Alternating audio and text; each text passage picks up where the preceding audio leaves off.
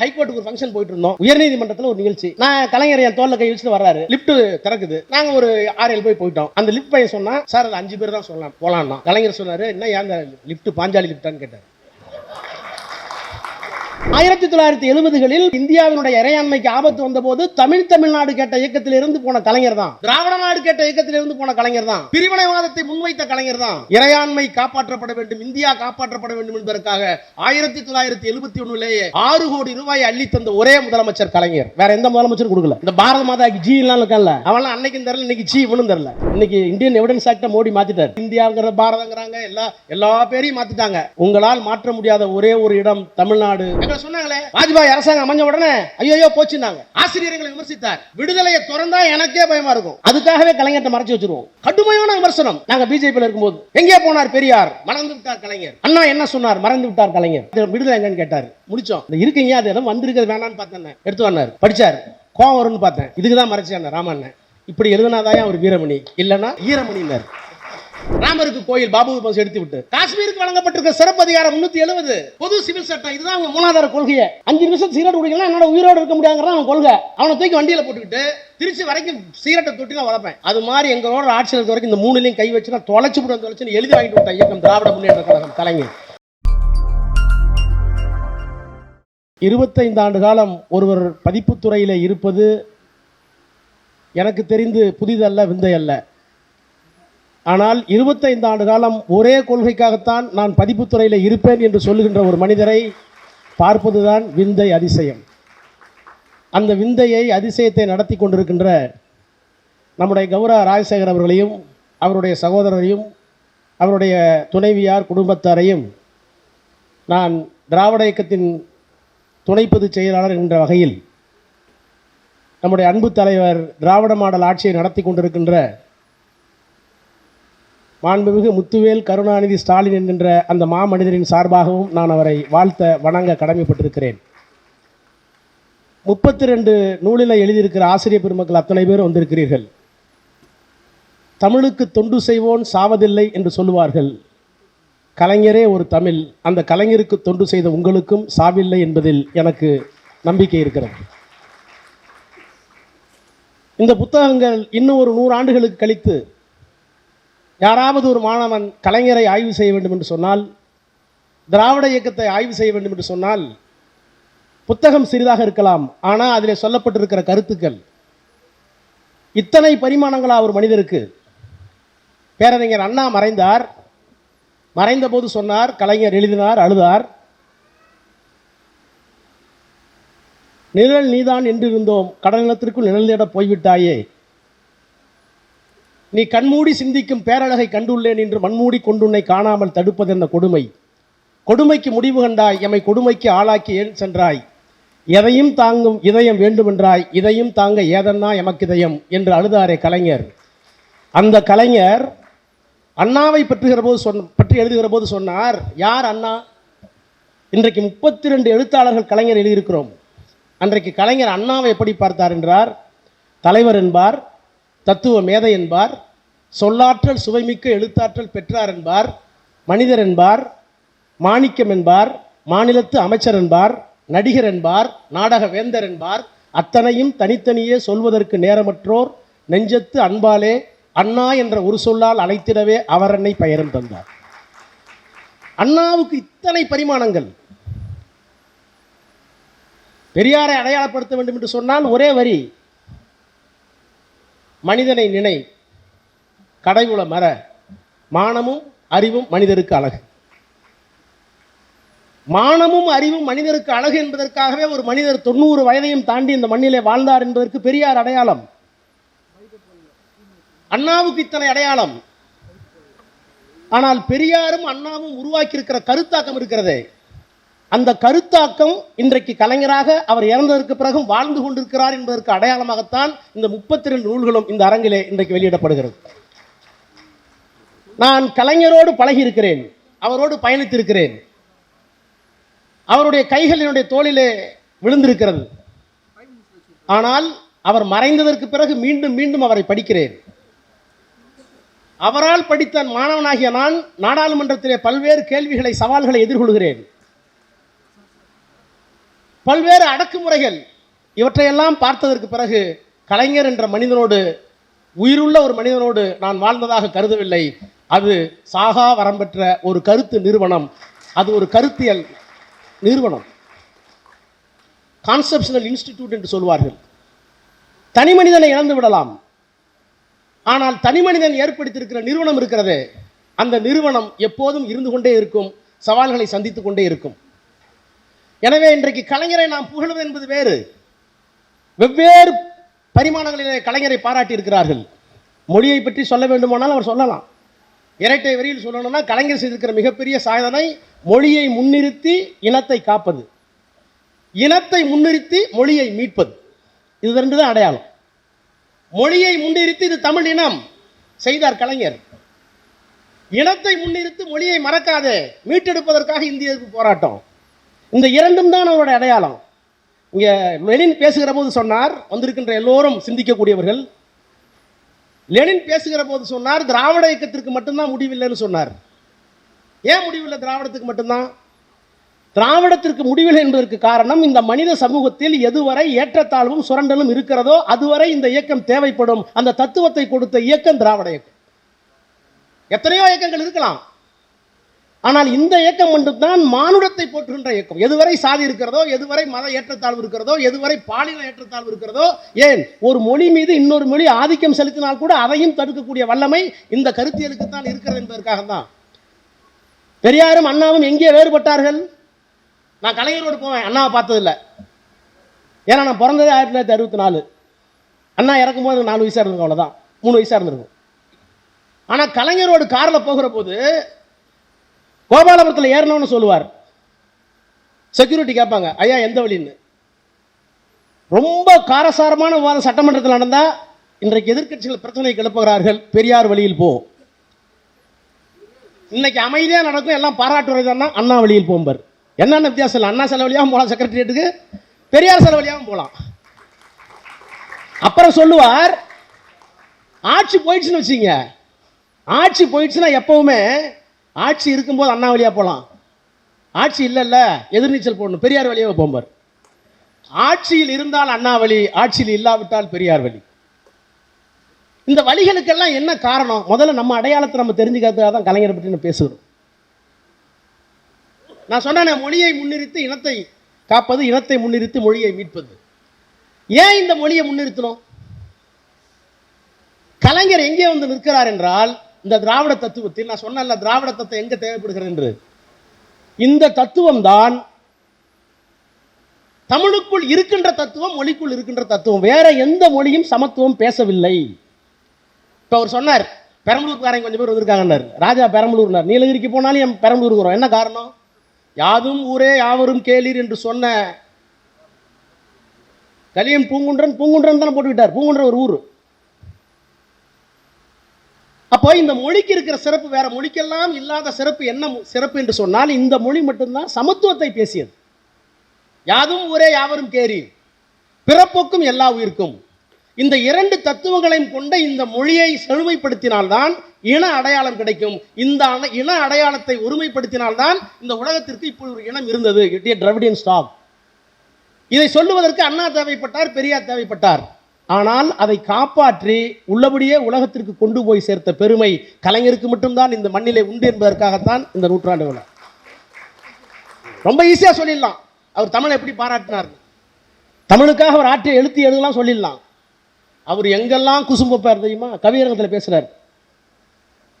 சிலம்பும் வலையும் சீர் மேகலையும் சிந்தாமணியுடை குண்டலகேசியும் அன்னை தமிழின் அணிகளாய் ஆயின. கவியரங்கத்தில் சிலம்பும் வலையும் சீர் மேகலையும் சிந்தாமணி உடை குண்டலகேசியும் அன்னை தமிழின் அணிகளாய் ஆயின.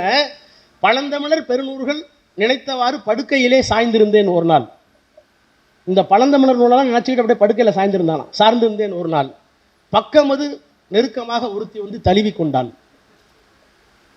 தள்ளிவிட மனமில்லை தழுவட்டும் என்றிருந்தேன். இவர் மற்றொருத்தி வந்தால் அவள் இதைவிட அழகி. இன்னொருத்தி வந்தாலாம். அடுத்து கேட்கிறார், என்ன இது?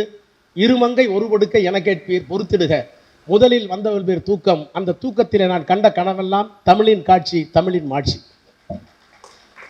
எங்க போனாலும் தமிழை விட மாட்டார். அதனாலதான் சங்கத்தமிழ் எழுதுகிற போது சொன்னா, ஏன் சங்கத்தமிழ் எழுதுன்னு கேட்டாங்க. கரடுமுரடாக இருக்கிற தமிழை கொண்டு போய் சேர்க்க வேண்டும்.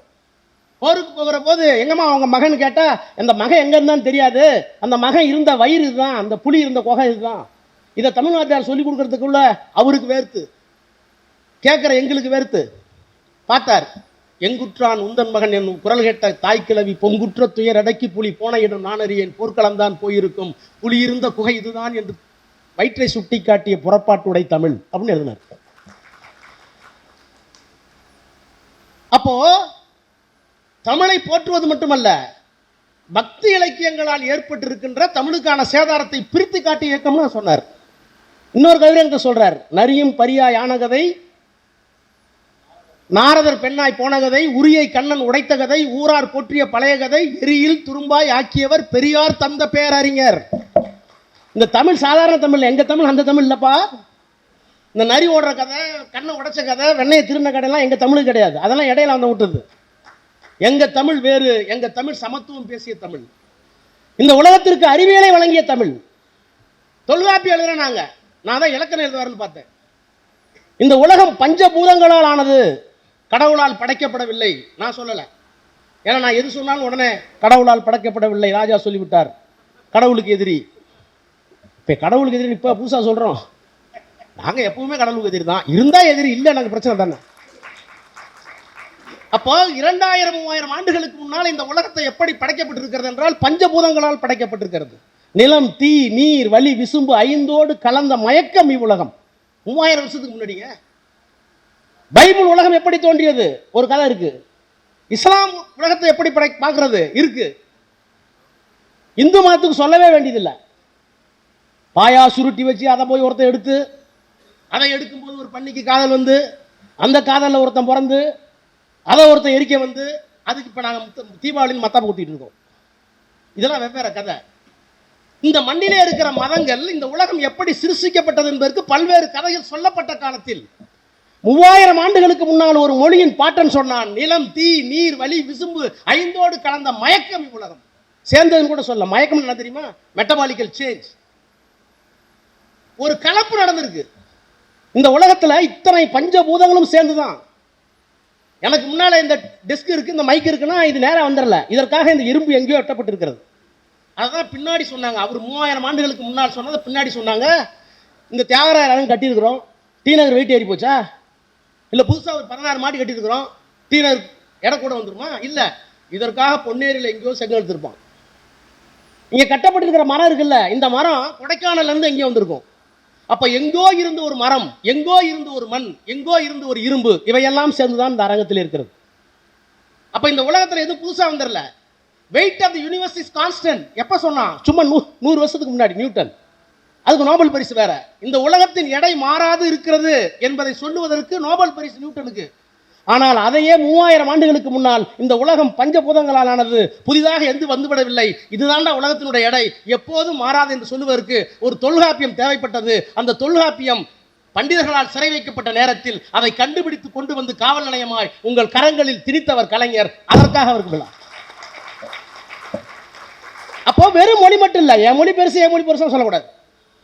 இந்த மொழியில் அறிவியல் இருந்தது, இந்த மொழியில் சமத்துவம் இருந்தது.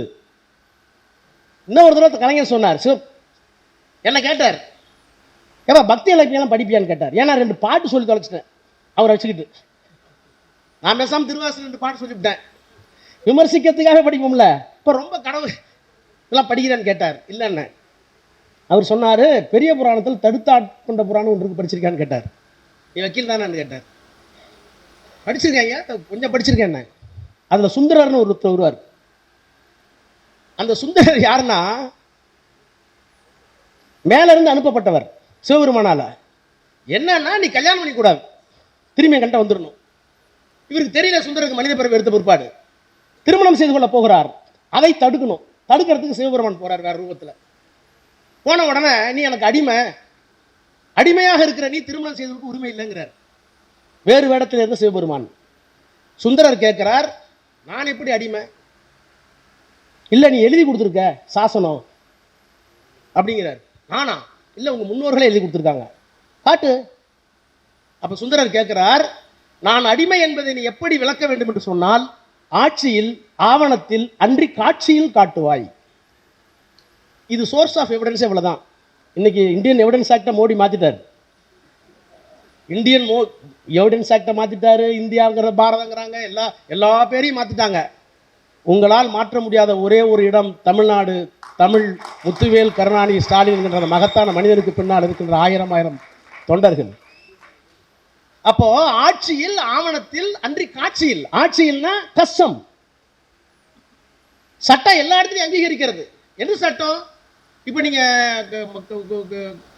உதகைக்கு வந்தீங்கன்னா, நீலகிரிக்கு வந்தீங்கன்னா, அங்கே ஒரு மலைவாழ் மக்கள் இருக்காங்க. அவர்கள் ஒரு பெண்ணை பார்த்து ஒரு ஆணை பார்த்து திருமணம் செஞ்சு வச்சிருவாங்க. திருமணம் செய்ய மாட்டாங்க, திருமணத்தை நிச்சயித்து விடுவார்கள். அதற்கு பிறகு அவர்கள் தாம்பத்தியம், உடலுறவு உட்பட தாம்பத்தியம் வைத்துக் கொள்ளலாம் 90 நாளைக்கு. 90 நாளைக்கு பிடிக்கலனா தான், பிடிச்சிருந்தா தான் கல்யாணம், பிடிக்கலாம் விளைக்கலாம். இப்படி ஒரு நடைமுறை இன்னமும் இருக்கு. இவன் நான் புதுசாலாம் சொல்லல. அதை நீதிமன்றங்கள் ஏற்றுக்கொள்கின்றன. ஏன்னா அது கஸ்டம்ஸ் பிரிவைல்ஸ் இன் சொசைட்டி. இந்த சமூகத்தில் இருக்கின்ற பழம்பெரும் நடவடிக்கை ஏற்றுக்கொள்ள. அப்ப கஷ்டம். அப்ப ஆட்சியில் இருக்கணும். அது இல்லைன்னா எதுல இருக்கணும்? ஆவணத்தில் இருக்கணும். டாக்குமெண்ட் இருக்கா பாரு. அப்படி இல்லைன்னா காட்சியில், ஆட்சியில் ஆவணத்தில் அன்றி காட்சியில். காட்சினா சாட்சி. ஆமா நான் பார்த்தேன் கொலை பண்ணான் அப்படின்னு படி சொல்லணும். இவ்வளவுக்கும் பிறகு சோர்ஸ் ஆஃப் எவிடன்ஸ் இப்போ இந்தியன் தான். ஒன்று மரபா இருக்கணும், இல்லைன்னா பார்த்துருக்கணும், இல்லைன்னா டாக்குமெண்ட் இருக்கணும். இந்த 3 எவிடன்ஸையும் அப்பவே பெரிய புராணத்தில் சொல்லியிருக்காங்க. நீ வக்கீல் தானே படிச்சான்னு என்ன கேட்டார் கலைஞர். அப்ப எவ்வளவு பெரிய பறந்துபட்ட அறிவு. நான் சொல்றேன் உங்களுக்கு, நமக்கெல்லாம் அவருடைய அருமை தெரியல. வெறும் 8ஆம் வகுப்பு மட்டுமே படித்த ஒரு மனிதர் இவ்வளவு இலக்கியங்களை படைத்து ஒரு நாட்டினுடைய முதலமைச்சராக ஆகி இந்தியாவில் இருக்கின்ற மிகப்பெரிய தலைவர்களோடு அளவலாவி இந்தியாவினுடைய ஜனநாயகத்தை காப்பாற்றி இந்தியாவினுடைய அரசியல் சட்டத்தையும் காப்பாற்றி மானுட பற்று கொண்ட ஒரு மனிதர் 93 வயதிலே வாழ்ந்தார் என்பதை எதிர்காலம் நம்புமா என்கின்ற பயம் எனக்கு இருக்கிறது. ஏன்னா அவருடைய உயரம் உயரம். நீங்க இப்ப சொன்னீங்களே, ஒன்னா சொல்லிட்டு வந்தீங்களே, கோவிசல்ய சொன்னார் அவருடைய தர்க ஆற்றலை பார்த்துட்டு. ஏதாச்சும் சாதாரணமாக சொல்றார். அவரு சாதாரணமாக சொல்லுவார். நான் ஹைகோர்ட்டுக்கு ஒரு ஃபங்க்ஷன் போயிட்டு இருந்தோம், உயர்நீதிமன்றத்தில் ஒரு நிகழ்ச்சி. நான் கலைஞர் என் தோளில் கை வச்சுட்டு வர்றாரு. லிஃப்ட்டு திறக்குது. நாங்கள் ஒரு 6-7 போய் போயிட்டோம். மேலே போகலை, வெயிட் கூட இருக்கு, இறக்குனாங்க. அந்த லிஃப்ட் பையன் சொன்னால், சார் அது 5 பேர் தான் சொல்லலாம் போகலான்னா. கலைஞர் சொன்னார், என்ன ஏன் அந்த லிஃப்ட்டு பாஞ்சாலி லிஃப்டான்னு கேட்டார். ஒரே நிமிஷம், என்ன அந்த லிஃப்ட் பாஞ்சாலி லிஃப்டான்னு கேட்டார். அது மாதிரி அவருக்கு வருகின்ற அந்த சமூகத்தை பற்றி கொஞ்சம் நஞ்சம் இல்லை. ஆனால் எங்க ஆக்ரோஷமா இருக்காரு அதை பார்க்கணும். நீங்க இதெல்லாம் சாதாரண சொல்லிட்டு போயிடலாம். தமிழ்நாட்டுடைய முதலமைச்சர் அண்ணா மறைந்ததற்கு பிறகு அவரையும் அறியாமல் அவருக்குள்ள நிச்சயமா ஒரு தாழ்வு மனப்பான்மை இருந்திருக்கும். இதை மறைக்க வேண்டிய அவசியம் இல்லை. ஏன்னா மொராஜி தேசாய் நிதியமைச்சர், வெளிநாட்டு கல்வியிலே படித்தவர், சமஸ்கிருதத்தில் பெரிய புலமை பெற்றவர், ஒரு மாநிலத்தினுடைய முதலமைச்சராக இருந்தவர், இந்திரா காந்தி அமைச்சர், பினான்ஸ் மினிஸ்டர். முதலமைச்சரை போய் பார்க்கிறார். அவருக்கு திமுகனா கட்டு கட்டு கட்டுன்னு இருக்கும். ஏன்னா திராவிட இயக்கம் பிரிவினைவாதம் பேசுகிறது, இது தமிழ் மொழின்னு தனியாக பிரிச்சுட்டு போறாங்க என்றெல்லாம் எண்ணிக்கொண்டிருக்கிற ஒரு நிதியமைச்சர். இவர் போறாரு, உட்கார்றாரு, பூங்குத்து கொடுக்குறாரு, லெட்டர் கொடுக்குறாரு, இத்தனை ஆயிரம் கோடி எனக்கு வேணுங்கிறாரு. அவர் எரிச்சலோடு சொல்லுகிறார், என்ன நான் என்ன பணம் காய்க்கிற மரமா? யார்? முதலமைச்சர். அடுத்த செகண்ட், நீ யாரா வேணாலும் இரு, நான் கலைஞருடைய அண்ணாவினுடைய தம்பி பெரியாரினுடைய பிள்ளை பார்ப்பு. அடுத்த ஒரு செகண்ட், பணம் காய்க்கிற மரம் தான், நான் ஏன் ஒன்ட்ட வர்றேன் அப்படி நின்று போச்சு. பஞ்சாயத்து இந்திரா வந்துட்டு போச்சு, பணம் கரெக்டாக வந்துடுச்சு. ஆக அந்த ஆளுமையை நீங்க எப்படி வேணாலும் பார்க்கலாம். ஆனால் அதையெல்லாம் தாண்டி அவர் எங்கே இன்றைக்கு உயரத்தில் இருக்கிறார் என்றால், நான் கூட சொல்லுவேன், தமிழ்நாட்டு செஞ்சாரு, இந்தியாவுக்கு செஞ்சாரு. நான் பல தடவை சொல்லியிருக்கேன், இந்தியாவினுடைய அரசியல் சட்டத்தில் இருக்கின்ற அனைத்து இன்றைக்கு ஆபத்தில் இருக்கின்ற எல்லா தரங்களையும் காப்பாற்றிய ஒரு மனிதர் கலைஞர். இந்தியர்களாகிய நாம், இந்திய மக்களாகிய நாம், இந்திய அரசியல் சட்டத்தை, எங்களுக்கான அரசியல் சட்டத்தை எப்படி எழுதியிருக்கிறோம் என்றால், இது இறையாண்மை உள்ள ஒரு குடியரசு. வெறும் இறையாண்மை உள்ள ஒரு குடியரசு அல்ல, இது ஜனநாயக குடியரசு, இது ஒரு சமதர்ம குடியரசு, இது ஒரு மதச்சார்பற்ற குடியரசு. ஆங்கிலத்தில் சொல்வதாக இருந்தால், we the people of India having solemnly resolved to constitute India into a sovereign, secular, socialistic sovereign republic. அப்போ இந்தியாவினுடைய அரசியல் சட்டத்தினுடைய முகவரி இது ஒரு இறையாண்மைக்கு உள்ள நாடு. அந்த இறையாண்மை சாவரின் என்ன? நம்ம நிலப்பரப்பை பாதுகாப்பாக வச்சுக்கணும். எதுவரை ஒரு மொழி நீள்கிறதோ அதுவரை உன் நாடுனாங்க. அப்ப அந்த இறையாண்மைக்கு பாகிஸ்தான் மூலமா பாதுகாப்பு படையெடுப்பு வந்தது. இறையாண்மைக்கு சைனா வந்தது, அண்ணா இருந்தார். ஆனால் 1970களில் இறையாண்மைக்கு இந்தியாவினுடைய இறையாண்மைக்கு ஆபத்து வந்தபோது தமிழ்நாடு கேட்ட இயக்கத்தில் இருந்து போன கலைஞர் தான். திராவிட நாடு கேட்ட இயக்கத்தில் இருந்து போன கலைஞர் தான். பிரிவினைவாதத்தை முன்வைத்த கலைஞர் தான். அந்த இயக்கத்தினுடைய தலைவராக இருந்தவர் தான். இறையாண்மை காப்பாற்றப்பட வேண்டும், இந்தியா காப்பாற்றப்பட வேண்டும் என்பதற்காக 1971லேயே 6 கோடி ரூபாயை அள்ளி தந்த ஒரே முதலமைச்சர் கலைஞர். வேற எந்த முதலமைச்சரும் கொடுக்கல. இந்த பாரத மாதாக்கு ஜி எல்லாம் இருக்கல, அவெல்லாம் அன்னைக்கும் தரல, இன்னைக்கு ஜி இவனும் தரல. நாங்கள் பிரிவினை கேட்டோம், அதற்கான நியாயம் இருந்தது. ஆனால் இந்தியாவினுடைய ஒருமைப்பாட்டை ஒப்புக்கொண்டதற்கு பிறகு துரோகம் பண்ண மாட்டோம்னு 6 கோடி கொடுத்தார். அப்ப சாவரின் பவர் காப்பாற்றுனது கலைஞர். டெமோக்ரஸிக்கு ஆபத்து வந்து இந்திரா காந்தியால். இப்போ கூட நான் பேசினேன், உடனே என்ன குறுக்கிட்டாங்க. நான் இந்தியாவினுடைய அரசியல் சட்டத்துக்கு ஆபத்து வந்துருச்சு, செக்குலருக்கு ஆபத்து வந்துருச்சு, ஒரு பாசிஸ்ட் ஆட்சி நடக்குதுன்னு நான் நாடாளுமன்றத்தில் பேசிட்டு இருக்கும்போது இந்தியாவினுடைய வனத்துறை அமைச்சர் பூபேந்தர் சிங் குறுக்கிட்டார். விசாவை மறந்துட்டீங்களா? ராகுல் காந்தி உங்களுக்கு முன்னாடி உட்காந்துருக்காரு என்னார். நான் பேசுறது அப்படியே இருக்கு. ஆமா, ஜனநாயக படுகொலை நடந்தது உண்மைதான். ஆனால் அந்த ஜனநாயக படுகொலை இந்தியாவினுடைய அரசியல் சட்டத்தினுடைய தன்மையை, அடிப்படையை மாற்றவில்லை. ஜனநாயகத்தின் மீது தாக்குதல் தொடுக்கப்பட்டது. பத்திரிகை சுதந்திரம் இல்ல, தனிமனித சுதந்திரம் இல்ல, எழுத்து சுதந்திரம் இல்ல, எல்லா சுதந்திரம் இல்ல. யாருக்காக? ஒற்றை மனிதர் இந்திரா காந்திக்காக. அந்த அம்மையார் மீண்டும் எங்கள் நாட்டுக்கு இந்தியாவிற்கு, தமிழ்நாட்டுக்கு பொது மன்னிப்பு கேட்டதற்கு பிறகு மக்கள் அங்கீகரித்து மீண்டும் முதலமைச்சராக வந்தார். அவர் ஒரு மனிதன் மன்னிப்பு கேட்டு அந்த மன்னிப்பை இந்த நாடு ஏற்றுக்கொண்டதற்கு பிறகு மீண்டும் அதே மணிமோடம் சூட்டிக் கொண்டால் அந்த குற்றம் அதோட போச்சு. ஆனா மோடிக்கு என்ன தண்டனை கிடையாது தெரியுமான்னு கேட்டேன். மோடி மன்னிப்பு கேட்க தயாரான்னு கேட்டேன். அந்தமா மன்னிப்பு கேட்டாங்கல்ல. மோதிலால் நேருடைய பேத்தி 9 ஆண்டு காலம் சிறையில் இருந்த நேரு, சுதந்திரத்துக்காக சிறையில் இருந்த நேருடைய மகள். நேரு திட்டம் என்று ஆங்கில வெள்ளைக்காரர்களுக்கு ஒரு திட்டத்தை தயாரித்து கொடுத்தாரே மோதிலால் நேரு, அவருடைய பேத்தி. இன்னும் சொல்ல போனா நேரு கடிதம் எழுதுகிறார். நேரு கடிதத்தை படிச்சு பாருங்க. இந்திரா காந்தி எழுதுகிறார். இந்திரா காந்தி வயசு 6ஓ 7ஓ. அன்பு மகளே, நான் நைனிடால் சிறையில் இருக்கிறேன். உன் தாத்தா திகார் சிறையில் இருக்கிறார். உன்னுடைய அம்மா கமலா நேரு மல்லக்கா சிறையில் இருக்கிறார். 3 பேரும் 3 திசையில் இருக்கிறோம். நீ ஆனந்த பவனத்தில் ஆனந்தமாக இருக்க வேண்டும். ஏனென்றால் நாங்கள் நாட்டிற்காக இருக்கிறோமே தவிர நாங்கள் திருடர்கள் அல்ல என்று எழுதிய அந்த நேருடைய மகள் மன்னிப்பு கேட்டார். கேட்க வச்சது கலைஞர், கேட்க வச்ச ஏக்கம். அப்ப இந்தியாவினுடைய அரசியல் சட்டத்தினுடைய இறையாண்மையை காப்பாற்றியவர் கலைஞர். ஜனநாயகத்திற்கு ஊர் வந்த போது அதை எதிர்த்து நின்று மிசாவை கொடுமையை எதிர்த்து ஆட்சியை கலைத்து அந்த இந்திரா காந்தி அம்மையாரை திருத்தி ஜனநாயகத்தை மீண்டும் கொண்டு வந்தவர் கலைஞர். மதச்சார்பின்மைக்கு ஆபத்து வந்தது. எங்களை சொன்னாங்களே, வாஜ்பாய் அரசாங்கம் அமைஞ்ச உடனே ஐயோ போச்சுன்னாங்க. ஆசிரியர்களை விமர்சித்தார். விடுதலை அவ்வளோ கற்ற வரும். நாங்கள் பிஜேபியில் இருக்கும்போது, நான் அப்போ deputy minister of state health. விடுதலையை திறந்தா எனக்கே பயமா இருக்கும். அதுக்காகவே கலைஞர்கிட்ட மறைச்சு வச்சிருவோம். கடுமையான விமர்சனம். எங்கே போனார் பெரியார்? மறந்து விட்டார் கலைஞர். அண்ணா என்ன சொன்னார்? மறந்து விட்டார் கலைஞர். அவரே எழுதுவார் ஆசிரியரை. இவர் ஒரு நாள் கேட்டார், என்ன இப்போ நீதிக்கம் கட்டுற இல்லை, என்னப்பா விடுதலையை காணுன்னார். நானும் சண்முகனும் சேர்ந்து முடிவு பண்ணி இன்னைக்கு விடுதலை காட்டுறதெல்லாம் மோசமாக வந்துருக்கு, கட்டுற மறைச்சிட்டோம். பார்த்தார், எல்லாத்தையும் விடுதலை எங்கன்னு கேட்டார். முடித்தோம். எங்கே விடுதலைன்னு கேட்டார். இந்த இருக்கீங்க, அது எதுவும் வந்திருக்கிறது வேணான்னு பார்த்தேன். எடுத்து வந்தார், படித்தார். கோவம் வரும்னு பார்த்தேன். இதுக்கு தான் மறைச்சார் ராமண்ணன். இப்படி எழுதுனாதான் அவர் வீரமணி, இல்லைன்னா ஈரமணின்னார். விடுதலையில் இப்படி வந்தால்தான் அவர் வீரமணி, இல்லை என்றால் அவர் ஈரமணி சொல்லிட்டு சொன்னாரு. அரசியலுக்காக சில நேரங்களில் நாம் கூட்டணி சேருவோம்.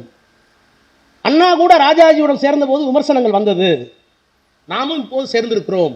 ஆனால் இந்த விமர்சனங்களை உள்வாங்கிக் கொண்டு இந்த நாட்டினுடைய அடிப்படை மதச்சார்பின்மைக்கு ஆபத்து வராமல் பார்த்து கொள்ள வேண்டியது கடமை என்று சொன்ன கலைஞருக்கு பக்கத்தில் இருந்தது நானும் அண்ணன் சண்முகநாதனும். இதை நான் எழுதியிருக்கேன் கட்டுரையிலேயே. எப்படி காப்பாத்தினார் எனக்கு நல்லா தெரியும். இந்த ஆளு காரில் வந்தாருன்னா சிகரெட் குடிக்காம இருக்க மாட்டாருன்னு தெரியும். அவரோட சிகரெட் குடிக்கிறோம், குடிப்பாருன்னு தெரியும். அவர் முடிக்கிறாருன்னு வச்சுங்க, இந்த பார் கார் ஏறும்போது சொல்லிட்டேன், நீ சிகரெட் குடிப்ப, உன்னை ஏற்றிட்டு போகிற விழுப்புரம் வரைக்கும். ஆனால் அவனை சிகரெட்டை தொடக்கூடாது, தொடாமல் இருக்கிறதா தான் அப்படின்னு ஒருத்தர் கட்டி அவன் 5 நிமிஷம் சிகரெட் குடிக்கிறதா இருப்பான். அப்படின்னு அழைச்சிட்டு போறது ஒரு பெரிய கலை தானே. அப்ப இந்து மத வெறியர்களாக இருந்த பிஜேபியை, ஆர்எஸ்எஸ், ஜனசங்கத்தை கூட்டணியில வைத்துக் கொண்டு உங்கள் மூலாதார கொள்கை எது?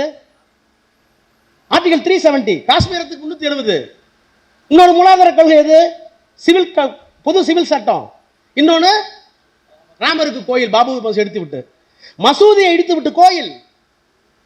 காஷ்மீருக்கு வழங்கப்பட்டிருக்க சிறப்பு அதிகாரம் 370 பொது சிவில் சட்டம். இதுதான் அவங்க மூலாதார கொள்கையை.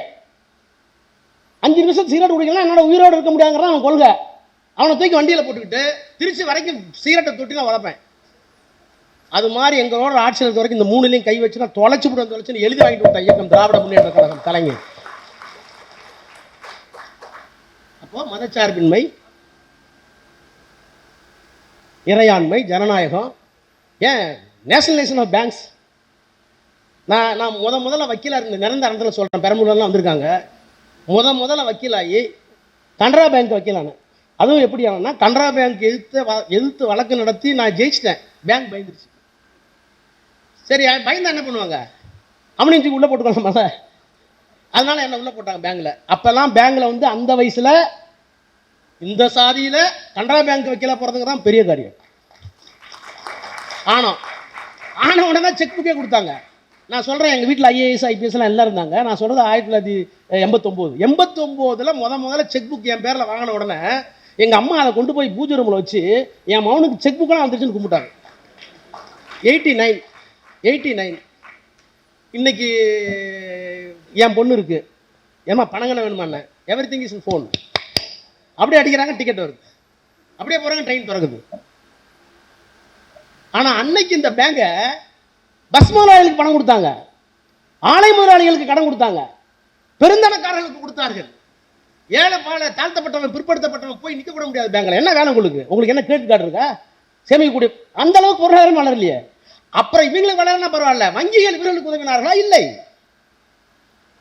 ஆனால் அந்த வங்கிகளை தேசியமயமாக்கினால்தான் அது தாழ்த்தப்பட்டவர்களுக்கும் பிற்படுத்தப்பட்டவர்களுக்கும் விவசாயிகளுக்கும் கைவினைஞர்களுக்கும் போய் சேரும் என்று இந்திரா காந்திக்கு அறிக்கை கொடுத்தார்கள். அந்த அறிக்கையின் அடிப்படையில் வங்கிகளை தேசியமயமாக ஆக்க வேண்டும் என்று இந்திரா காந்தி முடிவெடுத்த நேரத்தில் அவருக்கு பக்கத்தில் இருந்த மொரார்ஜி தேசாய் நிதித்துறை அமைச்சர் முடியாது என்று கோப்பிலே மறுத்து விட்டார். மறுத்துட்டாரு. கேபினெட் கொண்டு வராங்க, முடியல. நாடாளுமன்றத்தில் விடுறாங்க, சட்டம் கொண்டு வந்து ஆதரவு இல்லை. அன்றைக்கு 25 நாடாளுமன்றம் வைத்திருந்த கலைஞரும் திராவிட முன்னேற்ற கழகம் தான். கவலைப்படாதீர்கள், நாங்கள் இருக்கிறோம், அரசுடைமை ஆக்குங்கள், அது தாழ்த்தப்பட்டவனுக்கும் பிற்படுத்தவனுக்கும் போய் சேர வேண்டும் என்று சொன்ன தலைவர் தான் இந்த இயக்கத்தினுடைய தலைவர். அப்ப அரசியல் சட்டத்தில் இறையாண்மையை காப்பாற்றியவர், மதச்சார்பினை காப்பாற்றியவர், ஜனநாயகத்தை காப்பாற்றியவர், சமதர்மத்தை காப்பாற்றியவர். இப்போ தமிழை காப்பாற்றினார், தமிழ் உணர்வை காப்பாற்றினார், தமிழுக்கு செம்மொழி உயரம் கொடுத்தார், அந்த தமிழை முன்னிறுத்தி இனத்தை காப்பாற்றினார், இனத்தால் தமிழ்நாட்டை காப்பாற்றினார், ஆட்சியால் தமிழகத்தை காப்பாற்றினார். அதற்கு பிறகு மத்திய அரசாங்கத்திற்கு போனார், மத்திய அரசாங்கத்திலிருந்து இந்தியாவினுடைய அரசியல் சட்டத்தை காப்பாற்றினார். அப்ப திருவாரூரில் ஒரு சாதாரண குடும்பத்தில் எந்த பெருமிதமும் இல்லாமல், சாதி பெருமிதமும் கிடையாது, அந்த பெருமிதம் இல்லாமல், இன்னும் சொல்ல போனால் சமூக இழிவோடு ஒரு இளைஞன் எந்த பின்புலமும் இல்லாமல் தமிழை நேசித்து, பெரியாரை நேசித்து, அண்ணாவை ஆட்கொண்டு, அதற்கு பிறகு சட்டமன்ற உறுப்பினராக, எழுத்தாளராக, பேச்சாளராக, இத்தனை பன்முக பரிமாணத்தோடு 32 ஆசிரியர்கள் இருக்கிறீர்கள். உங்களையெல்லாம் நான் வணங்குகிறேன். அந்த பரிமாணங்கள் எல்லாம் நீங்கள் படம் பிடித்திருக்கிறீர்கள். இவளையெல்லாம் பெற்றதற்கு பிறகு அந்த தமிழால் இந்த உலகத்திற்கு சொல்ல வேண்டிய செய்திகள் நிறைய இருக்கிறது என்று அதற்கு ஒரு மாநாடு நடத்தி, பிறப்புக்கும் எல்லா உயிர்க்கும் இதுதான் எங்கள் கொள்கை என்று சொல்ல வைத்து, அதற்கு பிறகு ஆட்சி பொறுப்பிற்கு வந்து ஆட்சி அதிகாரத்தில் மட்டுமல்ல, இந்தியாவினுடைய அரசியல் சட்டத்தை காப்பாற்றக்கூடிய ஒரு மனிதர் 93 ஆண்டு காலம் இந்த மண்ணிலே வாழ்ந்தார் என்றால் இன்னும் 100 ஆண்டுகளுக்கு பிறகு இல்லை, அது கடவுளின் அவதாரம் என்று சொல்லக்கூடிய காலம் வந்தாலும் வரும். அவ்வளவு ஆற்றலை பெற்ற ஒரு மனிதர். அவர் மறைந்து விட்டார். நாடாளுமன்றத்தில் நாங்கள் இருக்கிறோம். ஒன்றை சொல்லி முடிக்கிறேன். இந்த தமிழ்நாட்டை, தமிழ்நாட்டுடைய கலாச்சாரத்தை, தமிழ்நாட்டு தனி அடையாளத்தை, தமிழ் இனத்தினுடைய தனி அடையாளத்தை இன்றைக்கு நாம் காப்பாற்றி கொண்டிருக்கிறோம் என்றால் அதற்கு காரணம் நம்முடைய மாண்புமிகு முத்துவேல் கருணாநிதி ஸ்டாலின் என்ற மகத்தான மனிதர் கலைஞரையும் அண்ணாவையும் பெரியாரையும் இன்னமும் விடாமல் பற்றி கொண்டிருக்கிற காரணத்தினால். நான் சொல்லட்டுமா, கலைஞர் இறந்து விட்டார், இத்தனை சிலைகள் வைத்திருக்கிறோம். டெல்லியிலே சிலை வைக்கவில்லை, ஆனால் டெல்லியிலே அவர் சிலையாக இருந்து கொண்டு குமரிமுனையிலே திருவள்ளுவர் காப்பாற்றுகிறார். கலைஞர் வச்ச திருவள்ளுவர் டெல்லியிலே கலைஞர் எல்லைச்சாமியாக இருந்து கொண்டு தமிழ்நாட்டை காப்பாற்றிக் கொண்டிருக்கிறார். அந்த எல்லைச்சாமி அங்கு இருக்கிற வரை தமிழனை, தமிழ்நாட்டை ஒருவனும் ஒன்றும் புடுங்கிவிட முடியாது என்பதை இந்த நேரத்தில் சொல்லி, கலைஞர் வாழ்க வாழ்க, அவர் நம்மோடு வாழ்ந்து கொண்டிருக்கிறார் என்று சொல்லி விடைபெறுகிறேன். நன்றி, வணக்கம்.